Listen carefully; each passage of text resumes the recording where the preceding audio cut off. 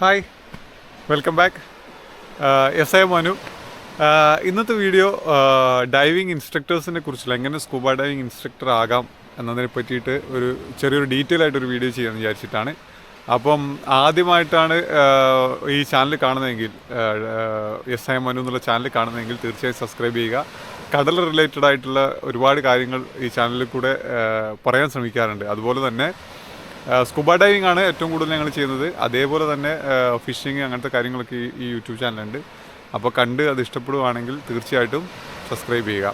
Okay, അപ്പോൾ വിഷയത്തിലേക്ക് കിടക്കാം. എങ്ങനെ ഒരു സ്കൂബ ഡൈവിംഗ് ഇൻസ്ട്രക്ടർ ആവാം? അതിന് ആദ്യം 18 വയസ്സ് തികഞ്ഞവരായിരിക്കണം. അതുപോലെ തന്നെ ഡൈവ് മാസ്റ്റർ കോഴ്സ് സർട്ടിഫൈഡ് ആയിരിക്കണം.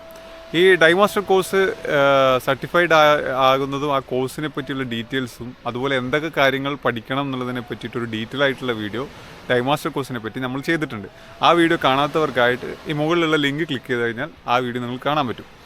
അപ്പം അതിൽ പറയുന്നുണ്ട് എന്തൊക്കെയാണ് ഡൈവ് മാസ്റ്റർ കോഴ്സ് കംപ്ലീറ്റ് ആവാൻ വേണ്ട ക്രൈറ്റീരിയ, അതുപോലെ തന്നെ എന്തൊക്കെ എക്സാംസ്, എത്ര സർട്ടിഫിക്കേഷൻസ് കംപ്ലീറ്റ് ആയാലാണ് ഡൈവ് മാസ്റ്റർ കോഴ്സിലേക്ക് എത്തുക എന്നുള്ള കാര്യങ്ങളൊക്കെ പറയുന്നുണ്ട്. അപ്പോൾ ആ വീഡിയോ കണ്ടു കഴിഞ്ഞാൽ നിങ്ങൾക്ക് ഏകദേശം ഡൈവ് മാസ്റ്റർ എന്താണെന്ന് ഈ ഡൈവ് മാസ്റ്റർ സർട്ടിഫിക്കേഷൻ നമുക്കുണ്ടെന്നുണ്ടെങ്കിൽ അതിൻ്റെ കൂടെ തന്നെ വേണ്ട മറ്റ് സർട്ടിഫിക്കേഷൻസ് എന്തൊക്കെയാണെന്ന് വെച്ച് കഴിഞ്ഞാൽ എമർജൻസി ഫസ്റ്റ് റെസ്പോണ്ടറിൻ്റെ ആക്റ്റീവായിട്ടുള്ള, അതായത് 24 മന്തിനുള്ളിൽ ആക്റ്റീവായിട്ടുള്ള സർട്ടിഫിക്കേഷൻ നമ്മുടെ കയ്യിലുണ്ടായിരിക്കും. അത് നമ്മൾ ഡൈവ് മാസ്റ്റർ കോഴ്സ് ചെയ്യുന്ന സമയത്ത് നമ്മൾ ഓൾറെഡി ആക്റ്റീവ് ആവുന്നതാണ്. എമർജൻസി ഫസ്റ്റ് റെസ്പോണ്ടർ ഒരു സ്റ്റുഡൻറ്റ് വന്നാൽ അയാളെ പഠിപ്പിക്കാനുള്ള ഇൻസ്ട്രക്ടർ സർട്ടിഫിക്കേഷൻ നമ്മൾ എടുത്തിരിക്കണം. അപ്പം ഡൈവ് മാസ്റ്റർ EFRൻ്റെ ആക്റ്റീവായിട്ടുള്ള കാർഡ് നമ്മുടെ ഉണ്ടായിരിക്കണം. അതുപോലെ തന്നെ എമർജൻസി ഫസ്റ്റ് റെസ്പോണ്ടറിൻ്റെ ഇൻസ്ട്രക്ടർ സർട്ടിഫിക്കേഷൻ നമ്മൾ കഴിഞ്ഞിട്ടുണ്ടാവണം.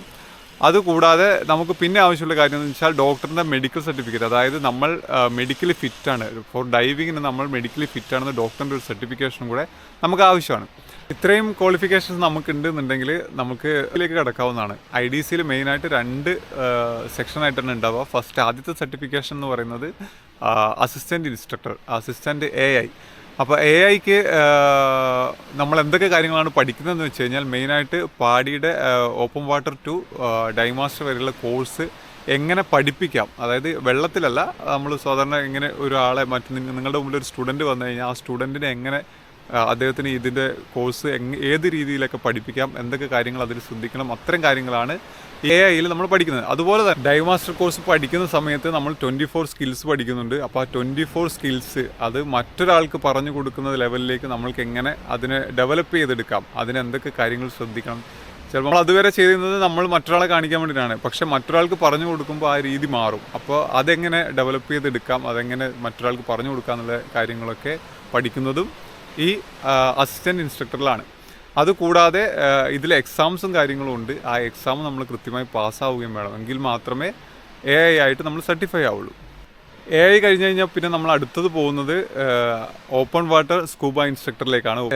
ഏറ്റവും ആദ്യത്തെ ഘട്ടം എന്ന് പറയുന്നത് ക്ലാസ് റൂം പ്രസൻറ്റേഷനാണ്. ക്ലാസ് റൂം പ്രസൻറ്റേഷനിൽ എന്തൊക്കെ കാര്യങ്ങളാണ് വരുന്നതെന്ന് വെച്ച് കഴിഞ്ഞാൽ നമ്മളൊരു ക്ലാസ്സിൽ സ്റ്റുഡൻസിനെ പഠിപ്പിക്കുന്ന സമയത്ത് അവരെ എങ്ങനെ, അവരുടെ എന്തെങ്കിലും സംശയങ്ങളോ കാര്യങ്ങളോ ഒക്കെ നമ്മളോട് ചോദിച്ചാൽ അത് ഏതൊക്കെ രീതിയിൽ അവരെ പറഞ്ഞു മനസ്സിലാക്കണം. അതുപോലെ തന്നെ ഈ പാടി ആയാലും SSA ആ ഓർഗനൈസേഷനിലുള്ള കാര്യങ്ങൾ, അതായത് അവരുടെ ടൂൾസ് കാര്യങ്ങൾക്ക് ഏതൊക്കെ രീതിയിൽ അവർ സ്റ്റുഡൻസിനെ പറഞ്ഞ് മനസ്സിലാക്കി കൊടുക്കാം, അതിൻ്റെയൊക്കെ ഒരു ഡെമോൺസ്ട്രേഷൻ നമ്മൾ പ്രാക്ടീസ് ചെയ്യുന്നതാണ് ഈ ക്ലാസ് റൂം പ്രസൻറ്റേഷൻ എന്ന് പറയുന്നത്. പിന്നെ ക്ലാസ് റൂം പ്രസൻറ്റേഷനിൽ വളരെ പ്രധാനപ്പെട്ട കാര്യം, ഒരു വിദ്യാർത്ഥി നമ്മളോട് ഒരു സംശയം ചോദിച്ചു കഴിഞ്ഞാൽ അതിന് ഉത്തരം നമുക്ക് പറയാൻ പറ്റുന്ന ഒരാളായിരിക്കണം ഇൻസ്ട്രക്ടർ എന്ന് പറയുന്ന ഒരാൾ. അതേപോലെ തന്നെ ഇതേപോലെ നമ്മൾ പുറത്തുനിന്നുള്ള ഒരു ഗസ്റ്റ്, നമ്മളെ ഡൈസെൻറ്ററിൽ ഡൈവ് ചെയ്യാൻ വന്നൊരു ഗസ്റ്റ് നമ്മളോട് ഒരു ചോദ്യം ചോദിച്ചു കഴിഞ്ഞാൽ മറുപടി പറയാൻ പറ്റുന്ന അത്രയും നോളജ് ഉള്ള ഒരാളായിരിക്കണം ഈ ഇൻസ്ട്രക്ടർ. അപ്പം പ്രസൻറ്റേഷനിൽ നമ്മൾ മെയിനായിട്ട് പ്രാക്ടീസ് ചെയ്യുന്നത് അത് അതിൻ്റെ ഡെമോയും കാര്യങ്ങളൊക്കെയാണ് നമ്മൾ ഈ ക്ലാസ് റൂം പ്രസൻറ്റേഷനിൽ ചെയ്യുന്നത്. Once the class room presentation കഴിഞ്ഞു കഴിഞ്ഞാൽ അടുത്ത വരുന്ന സെക്ഷൻ എന്താണെന്ന് വെച്ച് കഴിഞ്ഞാൽ confined water presentation. Confined water section എങ്ങനെയാണ് പൊതുവേ വരുന്നതെന്ന് വെച്ച് കഴിഞ്ഞാൽ അതായത് നമ്മുടെ കൂടെ പഠിക്കുന്ന സ്റ്റുഡൻസ് തന്നെ വേറൊരാൾ നമ്മുടെ ഓപ്പോസിറ്റ് വന്നിട്ട് അയാൾ, അതായത് നമ്മൾ ഈ 24 സ്കിൽസിൽ പറഞ്ഞ ഏതെങ്കിലും 2-3 സ്കിൽസ് അവർ കാണിക്കും. അതിലെന്തെങ്കിലും തെറ്റുകളുണ്ടെങ്കിൽ അത് കണ്ടുപിടിക്കുക, അത് തിരുത്തി കാണിക്കുക, ഇതൊക്കെയാണ് പ്രാക്ടീസ് ചെയ്യുന്നുണ്ടാവുക. അതുപോലെ തന്നെ നമ്മൾ തിരഞ്ഞെടുക്കുന്ന ഏതെങ്കിലും ഒരു 5 സ്കിൽസ്, അതായത് ഇൻസ്ട്രക്ടർ പറയുന്ന, നമ്മുടെ കോഴ്സ് ഡയറക്ടർ പറയുന്ന അങ്ങനെയായിട്ടുള്ള ഏതെങ്കിലും ഒരു സ്കിൽസ്, 5 സ്കിൽസ് നമ്മൾ തിരിച്ച് പ്രസൻറ്റ് ചെയ്യുന്ന രീതിയിൽ, അതായത് ഒരു സ്റ്റുഡൻറ്റിനെ പഠിപ്പിക്കുന്ന രീതിയിൽ നമ്മൾ അവിടെ പെർഫോം ചെയ്ത് കാണിച്ചു കൊടുക്കണം. അപ്പോൾ ഡിഫൈൻഡ് വാട്ടർ ടീച്ചിങ് പ്രസൻറ്റേഷൻ കഴിഞ്ഞ് കഴിഞ്ഞാൽ നമ്മൾ പോകുന്നത് ഓപ്പൺ വാട്ടർ ടീച്ചിങ് പ്രസൻറ്റേഷനിലേക്കാണ്. എന്തൊക്കെയാണ് വരുന്നതെന്ന് വെച്ചാൽ നമ്മളുടെ ഇൻസ്ട്രക്ടർ, കോഴ്സ് ഡയറക്ടർ സെലക്ട് ചെയ്യുന്ന 2 വിദ്യാർത്ഥികൾ വരും. അവർക്ക് നമ്മൾ അവരോട് ഇൻസ്ട്രക്ടർ ആവശ്യപ്പെടുന്ന 2 സ്കിൽസ് നമ്മൾ അവരെ പഠിപ്പിച്ചു കൊടുക്കണം. അതേസമയം ഈ സ്റ്റുഡൻസായി വരുന്ന നമ്മളുടെ കൂടെ പഠിക്കുന്നവർ ചിലപ്പോൾ തെറ്റുകളൊക്കെ വരുത്തും മനഃപൂർവ്വം അറിഞ്ഞുകൊണ്ട്. അപ്പോൾ അത് നമ്മൾ അവരെ തിരുത്തി ശരിയായ രീതിയിൽ അത് കാണിച്ചു കൊടുക്കണം. അതുകൂടാതെ റെസ്ക്യൂ, നമ്മൾ ഡൈമാസ്റ്റർ കോഴ്സിൻ്റെ ഡീറ്റെയിൽസ് പറഞ്ഞിരുന്നു. അതിൽ റെസ്ക്യൂ ഡൈവിങ്ങിൽ നമ്മൾ പഠിച്ച സ്കിൽസിൽ 1-2 സ്കിൽസ് നമ്മൾ നമ്മുടെ കോഴ്സ് ഡയറക്ടറെ കാണിച്ചു കൊടുക്കുകയും വേണം. അതായത് നമ്മുടെ സ്റ്റുഡൻസിന് എന്തെങ്കിലും പറ്റിക്കഴിഞ്ഞാൽ അവരെ എങ്ങനെ തിരിച്ച് കരക്കെത്തിക്കുക എന്നുള്ള കാര്യങ്ങളൊക്കെ പഠിക്കുന്നതിന് വേണ്ടിയിട്ടാണ്. അപ്പം ഇത്രയേ ഉള്ളൂ. ഈ 3 സെക്ഷൻ കഴിഞ്ഞ് കഴിഞ്ഞാൽ പിന്നെ നമ്മൾ പോകുന്നത് നേരെ ഡയറക്റ്റ് എക്സാമിലേക്കാണ്. ശേഷം IE എക്സാം കംപ്ലീറ്റ് ആയി കഴിഞ്ഞാൽ പിന്നെ നമ്മൾ ഇൻസ്ട്രക്ടറാണ്. അതായത് ഇപ്പോൾ നമ്മൾ ചൂസ് ചെയ്യുന്ന ഏത് ഓർഗനൈസേഷനാണോ, ഇപ്പോൾ SSI ആണെങ്കിലും പാടി ആണെങ്കിലും അവരുടെ ഓപ്പൺ വാട്ടർ മുതൽ ഡൈമാസ്റ്റർ വരെയുള്ള എല്ലാ കോഴ്സുകളും സർട്ടിഫൈ ചെയ്യാനുള്ള ക്വാളിഫിക്കേഷൻ നമ്മൾക്കായി. അപ്പം അവർ പാടി നമ്മൾ ഇൻസ്ട്രക്ടർ ആയി കഴിഞ്ഞാലും ഡൈമാസ്റ്റർ ആയി കഴിഞ്ഞാൽ അവരുടെ പാടി നമ്പർ ഉണ്ടാവും. ചൂസ് ചെയ്തിട്ട് നമുക്ക് അത് ഉപയോഗിച്ചിട്ട് നമുക്ക് ഇവരെ സ്റ്റുഡൻസിനെ ആയാലും അതായത് ഡൈമാസ്റ്റേഴ്സിനെ ആയാലും നമുക്ക് സർട്ടിഫൈ ചെയ്യാം. പറഞ്ഞു വരുമ്പോൾ ഇത്ര വളരെ സിമ്പിളാണ്. പക്ഷേ ഇതിൽ എക്സാംസൊക്കെ വളരെ എന്താ പറയുക, അതിൽ ഒരുപാട് കാര്യങ്ങൾ ഇതിനകത്ത് പഠിക്കാനും കാര്യങ്ങളൊക്കെ ഉണ്ട്. നല്ല ഇപ്പോൾ പഠിച്ചവർക്കറിയാം. എനിക്കത് 14 ദിവസം 15 ദിവസം അങ്ങാട്ട് ഈ കോഴ്സ് ആകെ വരുന്നുള്ളൂ. ഞാൻ അവിടെ ഡൈമാസ്റ്ററായി പഠിക്കുന്ന സമയത്ത് ഒരു ബാച്ച് അവിടെ ഈ ഇൻസ്ട്രക്ടർ ഡെവലപ്മെൻറ്റ് കോഴ്സ് ചെയ്യുന്നുണ്ടായിരുന്നു. ആ സമയത്ത് ഞാൻ കണ്ടതാണ്. രാത്രിയും പകലും ഇല്ലാതെ നല്ല രീതിയിൽ നല്ല എഫേർട്ട് എടുത്താൽ മാത്രമേ ഈ ഇൻസ്ട്രക്ടർ എന്ന് പറഞ്ഞ സാധനം നമ്മുടെ കയ്യിൽ കിട്ടൂ.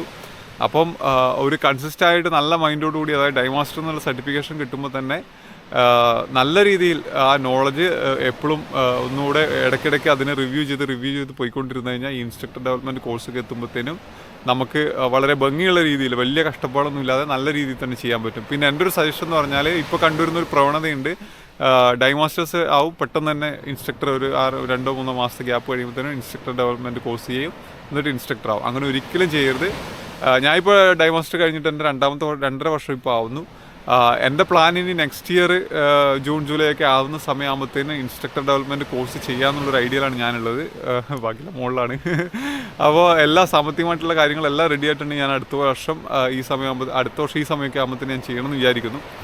അപ്പം ഈ പുതിയതായിട്ട് പഠിക്കാൻ ആഗ്രഹിക്കുന്ന സ്റ്റുഡൻസിനോട് പറയാനുള്ള കാര്യം, മിനിമം ഒരു 2 ഇയേഴ്സ് എങ്കിലും ഡിഫറെൻ്റ് ആയിട്ടുള്ള ആളുകൾ, ഞാൻ മറ്റേ ഡൈമാസ്റ്ററിൻ്റെ വീഡിയോയിൽ ഞാൻ പറഞ്ഞിട്ടുണ്ടായിരുന്നു, പുതിയ ഡിഫറെൻറ്റ് ലൊക്കേഷൻസ് ഡിഫറെൻ്റ് ആയിട്ടുള്ള അനുഭവങ്ങൾ തരും. ഡിഫറെൻ്റ് ആയിട്ടുള്ള ഇൻസ്ട്രക്ടേഴ്സിൻ്റെ കൂടെ നമ്മൾ വർക്ക് ചെയ്യുക. പല ആളുകൾക്കും പല അറിവുകളാണ്. കാരണം നമ്മൾ പോലും ശ്രദ്ധിക്കാത്ത പല കാര്യങ്ങളും അവരുടെ അനുഭവങ്ങൾ കൊണ്ട് പഠിച്ചിട്ടുണ്ടാവാം. അപ്പോൾ അത്തരം കാര്യങ്ങൾ കൂടുതലായിട്ടും ആ എക്സ്പീരിയൻസ് ചെയ്തതിന് ശേഷം, അതുപോലെ തന്നെ പല ലൊക്കേഷനിലും മാറി വർക്ക് ചെയ്യും.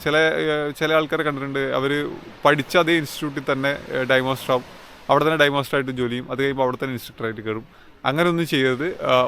ഒന്ന് പറ്റുമെങ്കിൽ ഇന്ത്യ പറ്റുമെങ്കിൽ ഇന്ത്യയിൽ ഇപ്പോൾ മുരുടേശ്വർ അല്ലെങ്കിൽ ഗോവ അല്ലെങ്കിൽ ആൻഡമാൻ അല്ലെങ്കിൽ പോണ്ടിച്ചേരി അല്ലെങ്കിൽ കേരളത്തിൽ തന്നെയാണെങ്കിലും മറ്റ് ഡൈവ് സെൻറ്ററിലൊക്കെ അറ്റ്ലീസ്റ്റ് ഒന്ന് കറങ്ങി വർക്ക് ചെയ്ത്, ഇപ്പോൾ ഇതൊരു സീസണലായിട്ട് നമുക്ക് ഇറങ്ങി നടക്കാം. ഒരു 3 മാസം 4 മാസം 5 മാസമൊക്കെ വർക്ക് ചെയ്യുക, അടുത്ത ഡൈവ് സെൻറ്റർ ചൂസ് ചെയ്യുക, അങ്ങനെ പോയി ഒരു 2 വർഷം കൊണ്ടൊന്ന് കറങ്ങി നല്ല രീതിയിലുള്ള എക്സ്പീരിയൻസ് ഗെയിൻ ചെയ്ത് കോൺഫിഡൻ്റ് ആയതിനു ശേഷം മാത്രം ഇൻസ്ട്രക്ടറിലേക്ക് എത്തുക.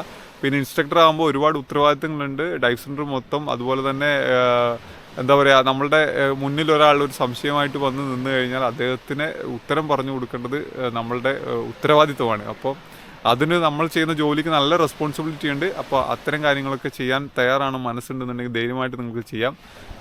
അപ്പോൾ ഓക്കെ, ഈ വീഡിയോ ഉപകാരപ്പെട്ടു എന്ന് വിചാരിക്കുന്നു. എനിക്ക് കിട്ടാവുന്ന എൻ്റെ കൂടെ പഠിച്ച സ്റ്റുഡൻസ് ചെയ്തിട്ടുള്ളവർ, IDC ചെയ്തിട്ടുള്ള എൻ്റെ സീനിയറായിട്ടുള്ളവർ ചെയ്തിട്ടുള്ളവരിൽ നിന്നുമൊക്കെ ചോദിച്ചറിഞ്ഞ വിവരണങ്ങളാണ് ഞാനിവിടെ പറഞ്ഞിട്ടുള്ളത്. അതിൽ നിങ്ങൾക്ക് ഉപകാരപ്പെട്ടിട്ടുണ്ടാവുമെന്ന് ഞാൻ വിശ്വസിക്കുന്നു. അപ്പം താങ്ക്സ് ഫോർ വാച്ചിങ്. നിങ്ങളുടെ വിലയേറിയ സമയം ഞാൻ നഷ്ടപ്പെടുത്തിയിട്ടില്ല എന്ന് ഞാൻ ആത്മാർത്ഥമായിട്ട് വിശ്വസിക്കുന്നു. Thank you so much for watching. പിന്നെ ആദ്യമായിട്ടാണ് ചാനൽ കാണുന്നതെങ്കിൽ തീർച്ചയായിട്ടും സബ്സ്ക്രൈബ് ചെയ്യുക. വളരെ കുട്ടി ചാനലാണ്, പതുക്കെ വളരുന്നുണ്ട്. Thank you for watching.